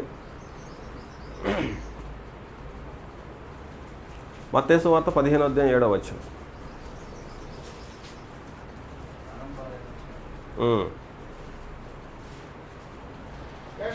వేషధారులారా, ఈ ప్రజలు తమ పెదవులతో దూరంగా ఉంది. మనుషులు ప్రవేశపెట్టిన పద్ధతులు దేవుడే చెప్పాడని బోధిస్తూ అది వేస్ట్ వర్షిప్ చేస్తున్నారు వాళ్ళు. చాలండి, ఏషియా గారు చెప్పేశారు. కాబట్టి దేవుడు చెప్పని సంగతులు చేస్తున్నటువంటి సంఘము అది దేవునికి ఇష్టమైన సంఘం కాదు, వ్యర్థారాధన చేస్తుంది. దేవుడు అంగీకరించి ఆరాధన కాదు చేసేది వాళ్ళు. దేవుడు అంగీకరించి ఆరాధన కాదు కాబట్టి దేవుడు వాళ్ళని కూడా అంగీకరించడం అనమాట. అంగీకరించే అవకాశం లేదు. ఎందుకంటే నేను చెప్పు మాటల ప్రకారంగా చేయకుండా మీ ఇష్టానుసారంగా చేస్తే దేవుడు వాళ్ళని ఎలా అంగీకరిస్తాడు? ప్రభువా ప్రభు అని పిలుచుట నన్ను ఎందుకు అంటాడు. కాబట్టి దేవుడు అసలు యాక్సెప్ట్ చేయట్లేదు. నేనేం చెప్పాను, నువ్వేం చేసావు మోషే అన్నాడు. నేనేం చెప్పాను మోషే బండతో, నువ్వేం చేసావు, నోరు మూసుకొని పోవాయా అన్నాడు. 40 సంవత్సరాలు నమ్మకంగా ఉన్న సాత్వికుడైన మోషేకే దిక్కులేదు ఇక్కడ. మరి నాకెక్కడ ఉంటుంది, నీకెక్కడ ఉంటుంది? కాబట్టి నాకు పెత్తనం నేను సంఘ పెద్దగా నియమించాను కాబట్టి నా ఇష్టం వచ్చినట్టు చేస్తానంటే కుదరదు. ముదిరితే కొట్టేస్తారన్నమాట. నీకు పెత్తనం వచ్చింది కాబట్టి నీకు పెత్తనం వచ్చినట్టుగా చేయడానికి లేదు. గ్రంథం ప్రకారంగానే కార్యక్రమాలు చేయాలి. రాజు అయినా పెద్ద అయినా మరి ఎవరైనా సరే. పాత నిబంధనల రాజులు గ్రంథం ప్రకారంగా చేసిన వాళ్ళని దేవుడు తోడుగా ఉండి సహాయం చేశాడు. అదే రాజు గ్రంథానికి వ్యతిరేకంగా చేస్తే ఏం చేసేస్తారు రాజేష్ గారు? ఇప్పుడు ఉజ్జియా ఉన్నాడు, గ్రంథానికి అనుకూలంగా ఉన్నాడు, దేవుడు తోడుగా ఉండి సహాయం చేశాడు. అదే ఉజ్జియా గ్రంథానికి వేరుగా చేశాడు. ఏమొచ్చింది సార్ విల్సన్ గారు? అప్పుడు కుష్ఠరోగం వచ్చింది కదా. అది పరిస్థితి. నేను సంఘ పెద్దనై, ఇంత పెద్ద సంఘానికి 300 మంది సంఘానికి 500 మంది సంఘానికి నేనే పెద్దనై నా ఇష్టానుసారంగా చేస్తానంటే కుదరదు. జనాభా వచ్చారా రారా కాదు, గ్రంథం ప్రకారంగా చేస్తుంటే జనాభాని ఆకర్షించే దేవుడే రప్పిస్తాడు. చప్పట్లు కొట్టకపోతే మ్యూజిక్లు పెట్టకపోతే డ్యాన్సులు లేకపోతే డ్రామాలు లేకపోతే జనాభా రారు కదా నువ్వు అనుకుంటున్నావు. రప్పించేది ఆయన కదా. కరెక్ట్గా చేసిన సంఘాలు ఇప్పటికి 100, 200, 300 సంఘాలు ఉన్నాయి ఇప్పటికీ, క్రీస్తు సంఘాలు. కాబట్టి జనాభా ఆకర్షణ కోసం మనం ఏం చేయకూడదు. మనుషులు మెప్పుకోరి మనం ఏ కార్యక్రమం చేయకూడదు. దేవుడే మెచ్చుకోవాలనే కార్యక్రమాలు చేయాలి. క్రీస్తు సంఘాల్లో ఇప్పుడు 10 మంది ఉన్నా, 20 మంది ఉన్నా, 100 మంది ఉన్నా దేవుడు మెచ్చినట్టే చేయాలి. సాతాను అప్పుడప్పుడు మధ్యలో రేపుతూ ఉంటుంది అనమాట. మధ్యలో చేస్తే తప్పేంది సార్ అనేసి ఇది చేస్తూ ఉంటుంది. బైబిల్లో చెప్తే చేద్దాం, చెప్పకపోతే మౌనం అయిపోం. బైబిల్ ఏం చెప్తుందో అంటే సర్వలోకము క్రిస్మస్ దేవుని పుట్టినరోజుగా చేస్తుంది. కానీ మనం ఒక ప్రత్యేక ఆరాధనగా పెట్టుకుంటే దానికి ఆరాధన అనకూడదు. ఆదివారం పూట మాత్రమే ఆరాధన అనాలన్నా. ప్రత్యేక కూడిక పెట్టుకోవచ్చు కానీ ఆ ఊసులు కనపడకూడదు. మరలా అవసరం లేదు, అవన్నీ అవసరం లేదన్నమాట. మామూలుగా మిగతా రోజుల్లో ఆరాధనలో ఎలాగైతే ప్రవేశిస్తున్నావో అలాగే మనం ప్రవేశించాలి తప్ప క్రిస్మస్ పండగ అనే ఉద్దేశంతో చేస్తే మాత్రం కుదరదు. మామూలుగా బైబిల్ తరగతి పెట్టుకోవచ్చు. సంఘం అందరూ ఖాళీగా ఉన్నారు కాబట్టి దేవుని వాక్యం నేర్చుకోవడానికి ఒక ప్రీచర్ని పిలిపించుకొని కూడిక పెట్టుకోవచ్చు, తప్పులేదు. కానీ క్రిస్మస్ కేక్ తెచ్చి, క్రిస్మస్ ట్రీ తీసుకొచ్చేసి, క్రిస్మస్ పాటలు పాడి డ్యాన్సులు చేసి ఇదంతా చేసామనుకోండి, అది తేడా పడుతుంది అనమాట. అసలు యేసుప్రభు వారు పుట్టిన డేట్ లేదు, పుట్టిన స్థలం లేదు ఇప్పటికీ. యేసుప్రభు వారు పుట్టిన డేట్ ఎక్కడ ఉందన్నమాట అండి ఆనంద్ గారు? పుట్టిన డేట్ ఎక్కడ ఉంది? లేదండి. పుట్టిన స్థలం ఎక్కడండి? బెత్లెహేములో ఎక్కడండి అంటున్నా కదా. వాళ్ళు అక్కడ ఉన్నప్పుడు తన తొలిచూలి కుమార్ని కని పొత్తిగొడలతో చుట్టి సత్రములో వారికి స్థలము లేనందున పశువుల తొట్టులో పరుండబెట్టింది, పశువుల తొట్టులో కనద కాదనమాట అండి. కాబట్టి ఇప్పటికి యేసు వారు పడుకోబెట్టిన స్థలంలో గుడి కట్టారన్నమాట ప్రజలు. అదే నిజంగా ప్రసవించిన స్థలం దొరికితే ఏం చేస్తారో తెలియదు. కాబట్టి దేవుడు దాన్ని మిస్టరీగా ఉంచాలనుకున్నాడు, మిస్టరీగా ఉంచాడు. ఇప్పటికీ తెలియదు అనమాట. ఆ ముగ్గురికే తప్ప, మరియమ్మ తల్లికి, యేసవ్వ గారికి, యేసు వారికి, దేవునికి తప్ప మరెవరికి తెలిసే అవకాశము లేదనమాట. వాళ్ళు చెప్పలేరు. కాబట్టి యేసు వారు పుట్టిన డేట్ లేదు, లేకపోతే చేసుకోమని ఆజ్ఞ లేదు. యేసు వారు కూడా చేయలేదు, శిష్యులు కూడా చేయలేదు. ఈ పండగ ఎప్పుడు వచ్చిందంటే 15వ శతాబ్దంలో తీసుకొచ్చి పెట్టారు, మధ్యలో తీసుకొచ్చి పెట్టారు. ఫస్ట్ నుంచి ఉందా? అపోస్తులు కాలం దగ్గర నుంచి ఉందండి ఈ పండగ? లేదు. కాబట్టి ఇది మనుషులు ప్రవేశపెట్టిందా, దేవుడు ప్రవేశపెట్టిందా? రాజేష్ గారు, మనుషులు పెట్టింది చేస్తే అది వ్యర్థారాధన అన్నాడు కదా. ఎక్కడ పోవాలని ఇప్పుడు చేసి. కాబట్టి క్రిస్మస్ పండుగ చేయకపోతే మనుషులు రారు అనుకోవటం నీ భ్రమ అంతే. మనుషులు రప్పించేది దేవుడు ఆకర్షించకుండా, నా తండ్రి ఆకర్షించకుండా ఎవడు నా దగ్గరికి రాడు అంటాడు. లేదు, స్టార్ పెట్టడానికి లేదు, ఏం లేదు సార్. మెజారిటీ అందరూ నడిపించుకోవాలని అంటున్నప్పుడు మనము మరి వాటిని ఆపేది ఎట్లా? మరణం వాటిని ఆపేదేలాగా. ఒకటి ఏంటంటే సార్, వాళ్ళతో ఏకీభవించకూడదండి మనం. ఆ రోజు పోకపోతే సరిపోతుంది. రెండవదిగా వాళ్ళు ఎంత చెప్పినా వినకపోతే వాళ్ళ నుంచి తొలగి రావడం కూడా సరిపోతుంది. రోమపత్రిక 16వ అధ్యాయం 17వ వచనం.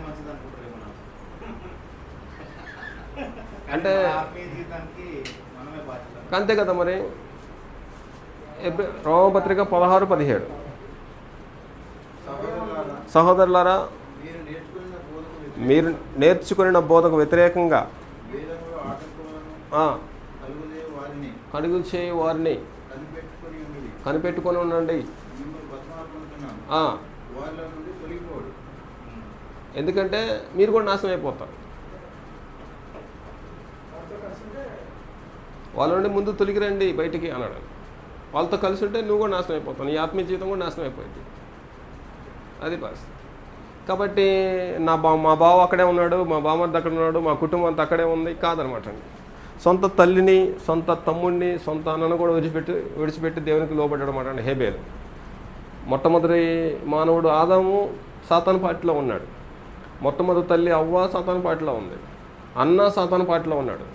ఉన్నదే 4 భూమి మీద, 3 మెజారిటీ పీపుల్స్ సాతాను పార్టీలో ఉన్నాడు. ఒక్కడ మాత్రమే దేవుని పార్టీలో. మీరు ఎవరు ఎటు పోయినా సరే నాకు అనవసరం, నేను మాత్రం దేవుడు చెప్పినట్టే చేస్తాను. చంపినా సరే ఆయన దేవుని వదిలిపెట్టలేదు హేబేలు గారు. ఈరోజు మన పరిస్థితి అలాగనమాట అండి. కాబట్టి సొంత తండ్రి ఉన్నాడు, మా నాన్న కట్టించాడు అంటాడు కొంతమంది. మీ నాన్న కట్టించినా సరే సత్యం కాకపోతే బయటికి రావాలి. నీకు నిజమే చెబుతున్నాను, మా నాన్న ఒక చర్చి కట్టించాడు. ఆ చర్చిలో డినామినేషన్ కార్యక్రమాలు జరుగుతున్నాయి. అక్కడ ఎప్పుడైతే బైబిల్కి వ్యతిరేకమైన కార్యక్రమాలు జరుగుతున్నాయి అనేసి తెలిసిందో వెంటనే దాన్ని వదిలిపెట్టి బయటకు వచ్చా, వేరే ఊరు పోయా. వేరే ఊరిలో సువార్త సేవ చేస్తున్నాను నేను. ఆ చర్చికి నాకు సంబంధం లేదు. అలాగనమాట.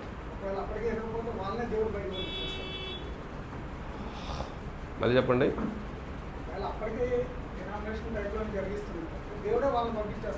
మనమే బయటకు రావాలి, మనమే వదిలిపెట్టి రావాలి. వాళ్ళు పోరు కదా, పోరు కదా. నేను వదిలిపెట్టి వచ్చేసాను, దాంతో సంబంధం లేదు మాకు ఇప్పుడు. కాబట్టి మా నాన్న కట్టించాడు మీరు బయటికి పోయిన అనడానికి లేదు. అలాగనమాట. కాబట్టి ఒకటేంటంటేనా, మన కుటుంబం ఉన్నా సరే మన కుటుంబం దేవుని లోపడకపోయినా మనం మాత్రం దేవుడు లోపడాలి, లోతులాగా, నోవాహులాగా. కాబట్టి ఎవడైతే లోపడతాడో వాడిని దేవుడు అంగీకరిస్తాడు. 30 లక్షల మందిలో ఎంతమంది లోపడ్డారన్నమాట? ఇద్దరు మంచం మీద ఉంటే ఒకళ్ళు ఎత్తపడతారు, ఒకళ్ళు ఏమో పడతారు. పొలంలో ఇద్దరు పని చేస్తుంటే ఒకళ్ళు ఎత్తపడతారు, ఒకళ్ళు ఎడపడతారని చెప్పాడు. అది కదా మరి.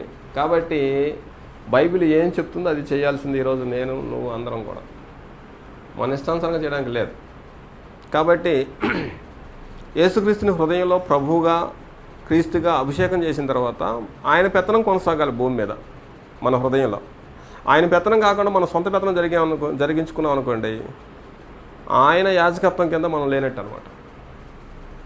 ఆయన యాజకత్వం కింద ఎవడైతే లేడో ఆయన ఉన్న లోకానికి ప్రవేశించే అవకాశము లేదు. చెప్పండి.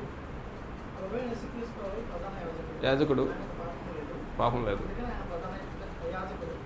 కానీ ధర్మశాస్త్ర ప్రకారంగా యాజకులుగా ఉన్నవాడు పాపం చేసి ఉన్నాడు. కానీ పాపాలు అంటే దేవునితో విజ్ఞాపన చేశారు. చేసి వాళ్ళు పాపం చేసిన వాడే. యాజకులు అయినప్పటికీ వాళ్ళు పాపం చేసి ఉన్నప్పటికీ ఇతరుల పాపాలు దేవునితో చెప్పి పాపాలు తీసేసారు. ఎలా తీసేశారు? ఎందుకంటే ఇప్పుడు మనం కూడా యాజకులు అనుకుంటాం, మనం కూడా పాపం చేస్తూ ఉంటాం.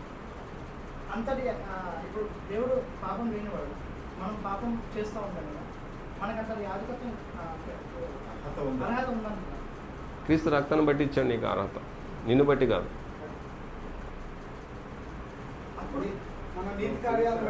దేవుని నిబంధన బట్టి, క్రీస్తు రక్తాన్ని బట్టి అర్హత, యోగ్యత వచ్చింది మనకు, అంతేగాని మన నీతి కార్యాలను బట్టి వచ్చింది కాదు. ధర్మశాస్త్ర ప్రకారం కూడా దేవుడు చెప్పిన నియమం ఉంది, నిర్గమకాండం నియమం ప్రకారంగా వాళ్ళని శుద్ధి చేయాలి, ప్రతిష్ఠించాలి, అభిషేకం చేయాలి, అప్పుడు యాజకులుగా చేయాలన్నమాట.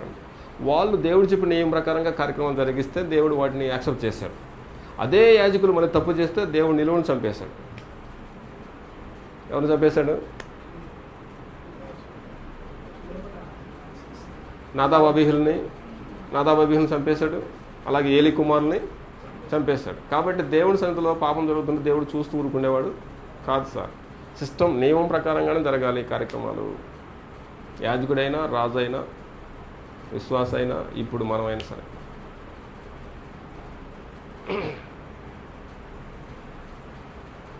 చెప్పండమ్మా, అడగండి. ఏమీ అడగలేదు మీరు. సునీల్ అత్తగారు అడగాలి.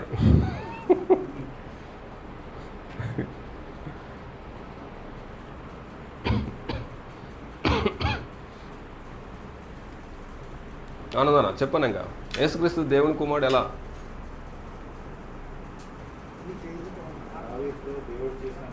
లోకం పుట్టమునుపు ఏమై అన్నాడు?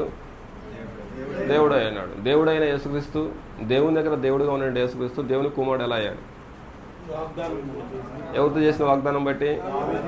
దావీదు చేసిన వాగ్దానము, దావీదు చేసిన నిబంధన లేకపోతే యేసుక్రీస్తు దేవుని కుమారుడు అయ్యే ఛాన్సే లేదనమాట. కాబట్టి ఏ మెల్కిసెదెకు క్రమంలో రాజు కావాలన్నా, యాజకుడు కావాలన్నా యేసుక్రీస్తు పరలోకానికి వెళ్ళిన తర్వాత వెళ్ళకముందేనా?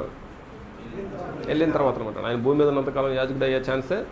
ఆయన పరలోకానికి ఎప్పుడైతే వెళ్ళిపోయినటువంటి ఆయన్ని దేవుడు అభిషేకించి ప్రభుగాను, క్రీస్తుగాను నియమించారన్నమాట అండి. కాబట్టి అందుకే రోమపత్రులు ఏం చెప్పాడు తెలుసును గారు?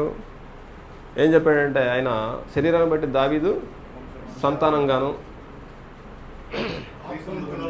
ఆత్మను బట్టి మృతుల నుంచి లేచడం వలన దేవుని కుమారుడుగా పరిశుద్ధమైన ఆత్మకు ప్రభావంతో నిరూపించబడ్డాడు అనమాట అండి. కాబట్టి మృతులోంచి లేవడం వల్ల ఏం జరిగిందంటే, పాపం ఓడిపోయింది, మరణం ఓడిపోయింది, ధర్మశాస్త్రం నెరవేర్చబడింది, అపవాదిని జయించాడు. జయించి పరలోకానికి వెళ్ళినటువంటి యేసుక్రీస్తు వారిని దేవుడు రాజుగా అభిషేకం చేశాడు, యాజకుడిగా అభిషేకం చేశాడు. కాబట్టి ఇప్పుడు దేవుని రాజ్యానికి రాజు ఎవరో ఆయన నా జీవితానికి రాజు. ఆ రాజు యొక్క పరిపాలనలో నమ్మకంగా ఉంటే, ఆ రాజులోకి బతికితే ఆ రాజు ఉన్న లోకానికి వెళ్ళిపోతాం అన్నమాట. అది యాజకత్వం కింద ఉండాలన్నమాట. ఆయనలాగా నువ్వు కూడా బతకాలి. అందుకే బైబిల్ మనం ఏం చెప్తుందంటే, గల్తీ పత్రిక 4:19 చూడండి. ఏం చెప్తాడో? గల్తీ పత్రిక 4:19.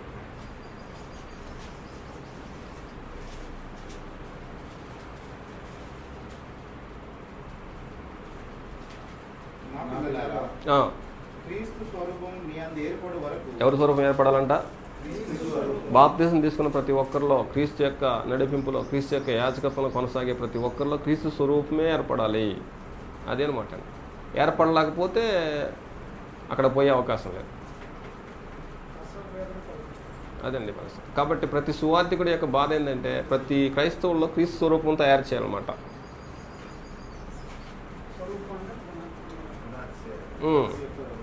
స్వరూపం అంటే భౌతికమైన రూపం కాదు, ఆయన యొక్క స్వభావం అనమాట. అలాగా ఆయనలా తయారు చేయాలి. శిల్పి ప్రతి బొమ్మ ఈ బొమ్మలా తయారు చేయాలంటే తయారు చేస్తుండే ఆ విధంగా తయారు చేస్తారు 99%. కాబట్టి సువార్తికుడి పని ఏంటంటే ప్రతి క్రైస్తవుడిని క్రీస్తులాగా తయారు చేయాలి. కాబట్టి నీవు నీ కుటుంబాన్ని క్రీస్తు కుటుంబంలో తయారు చేయాలి, నేను నా కుటుంబాన్ని క్రీస్తు కుటుంబం తయారు చేయాలి. అది ఈరోజు మన బాధ్యత అనమాట. నేను ఉన్నాయా? ప్రార్థన ఎవరు చేయాలన్నమాట? రాజేష్ గారు తండ్రికి చేయాలి. తండ్రికి ప్రార్థన చేసినప్పుడు ఏమని మొరపెట్టాలన్నమాట? తండ్రి, నాయన, అబ్బా, నాయన, తండ్రి అనాలి. ప్రభు అంటే ప్రభు అని రావచ్చు, రాకూడదా? రాకూడదు. పొరపాటును కూడా రానియకూడదు అన్నమాట. ఎందుకంటే దేవాన్ని సంబోధించవచ్చు, అది వేరే విషయం. దేవానేసి బైబిల్లో కూడా భక్తులకు కొత్త నిబంధనలు కూడా మాట్లాడచ్చు. తండ్రి, నాయన, అబ్బా, తండ్రి, దేవా. మనకు ప్రభు ఎవరు అనమాట? యేసుక్రీస్తు. మన తండ్రి ఎవరు అనమాట? మనం అడిగిన దానికి సహాయం చేసేది ఎవరు అనమాట అండి?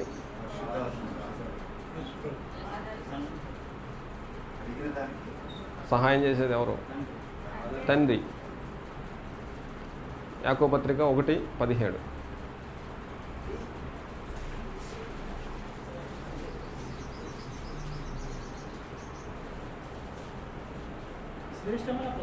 శ్రేష్టమైన ప్రతి ఈవియు ప్రతి వరమును పరసంబంధమైనది ప్రతిదీ కూడా ఆయన దగ్గర నుంచి వస్తుంది. ఎవరి ద్వారా ప్రార్థన చేయాలన్నమాట? రత్నబాబన్న. ఎందుకని? క్రీస్తు ద్వారా. దేవునికి మనకు మధ్యవర్తి. కాబట్టి ఇచ్చేది ఎవరు అనమాట అండి? ప్రతిదీ తండ్రి ఇచ్చేది. కాబట్టి తండ్రిని అడగాలి. అందుకే యేసు ప్రభువు ఏమన్నాడు? నా ద్వారా. నన్ను కాదు అడగాల్సింది మీరు, నా పేరెంట్ తండ్రిని ఏం అడిగినా మీకు ఆయన అదండి పరిస్థితి. సీనా ఏం మాట్లాడవేంది ఈరోజు? మౌనవ్రతం.